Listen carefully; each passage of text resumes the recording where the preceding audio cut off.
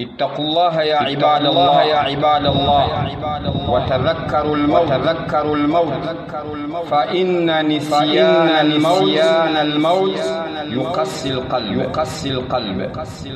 Mguzangu katika imani, naihusia nafsi yangu pamoja na kuzihusia nafsi zenu katika swala la kumcha Allah tabaraka wa taala. Ndugu zangu katika imani, tumcheni Allah tabaraka wa taala na tukumbuke mauti.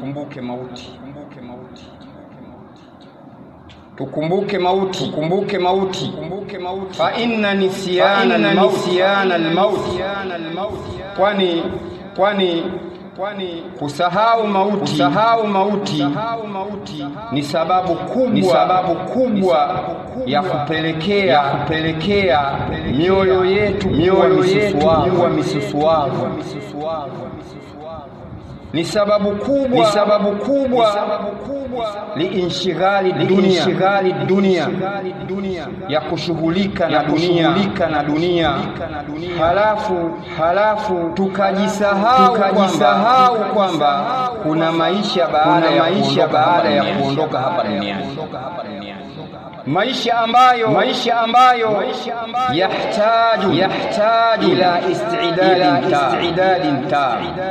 Maisha ambayo ndugu zangu katika imani yanahitaji maandalizi yaliyokamilika kabisa.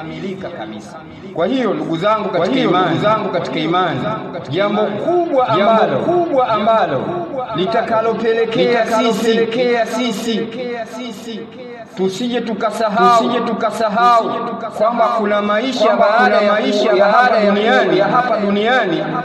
Tukumbuke mauti. Mtume sallallahu alayhi wasallama katika hadithi ambayo anaisimulia Abu Huraira, Mtume sallallahu alayhi wasallam amesema akthiru min dhikri hadhihi ladhat ay al-maut.